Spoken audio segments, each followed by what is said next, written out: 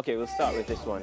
One government senator has joined the call for Andrew Holness, the Andrew Holness-led administration, to publicly name the companies that have contracts from Petrojam.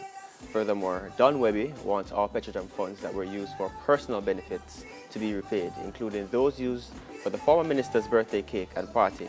Webby wants the board of directors of Petrojam to swiftly provide the nation with details about the forensic audit to be undertaken at the entity. I think a lot of people share the same sentiments as Senator Webby, that they want to know where the money went. Yeah, I asked that exact question. We had Professor on this week, and I really needed to know. That was the question that I had to find an answer to. Where did the money go? 600,000 barrels of gas, or oil rather, does not go missing. It doesn't go missing. 5.6 billion Jamaican dollars doesn't disappear into thin air. Somebody needs to answer for it. Yeah, and I think it's much more than just the money that was lost. It's the integrity of the company, well, integrity of the nation. Integrity has been lost for a long time. Yeah, but because this has been going on since 2008, I think.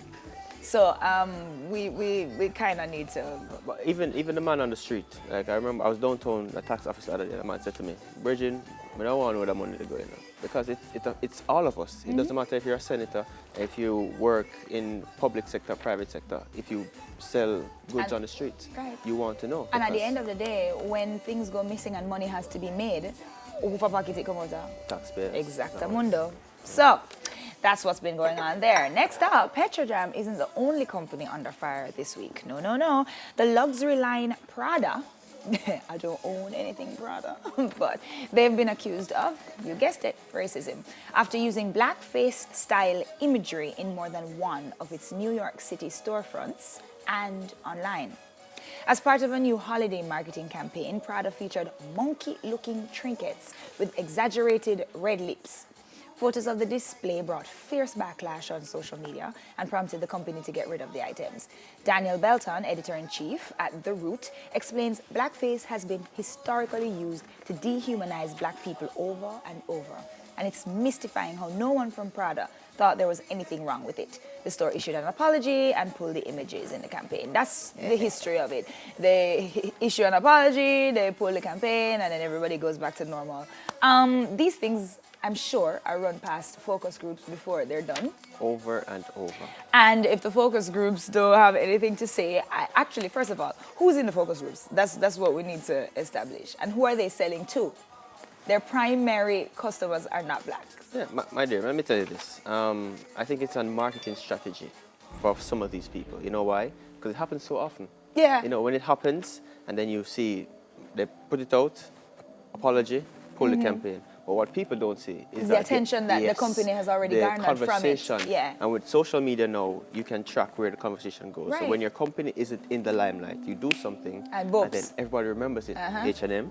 Yeah, I was just about to tell you, remember H&M, that King of the Jungle, and then their stocks go up, and people start buying their stuff. Yeah, that's how it is. And they do it on purpose, not Dove. It's the same thing with the changing of the clothes. It just keeps happening over and over again. So it's on purpose, I think, now. Yeah, so I don't see why no, it's a big deal, because I think that's what it's they on continue to do. purpose, Yeah, no. it is. It really is on purpose. And the fact of the matter is, we have more important things to talk about. Of course. So stop giving them the attention that they're asking for. Because with us speaking about it now, we're giving them someone exactly is going to go to Prada. So you know what? We're done, Prada. Right.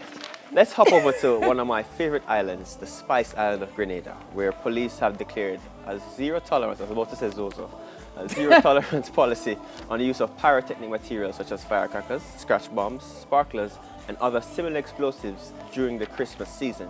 They have warned that the relevant authorities will intensify their monitoring regarding the importation of the items.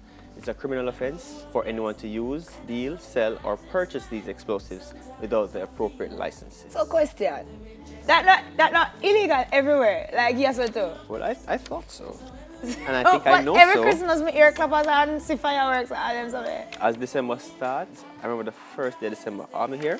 Pew, pew, pew, pew, pew. I know, and I won't say, but I know specifically for me, on a New Year's Eve, I stay up the hill and I overlook and I watch the Nacho DJ. I mean, you don't watch it. And I enjoy seeing everybody else with the poo-poo. And I have some I have some friends who participate. Me not say nothing about who me know will do it. I'm just we know a couple saying people who do it. that I know it happens and I like watching it. So Yeah. But I mean, I understand why it's dangerous because I had an experience. You know my experience. You know my experience. Dwayne will tell you about that experience another day. We won't bring it up today, but Dwayne has been on the negative end of a firecracker. Let's just leave it at that. Those All things are right, guys. dangerous. So that's it for the trending topics this morning. We'll be right back. Kapui.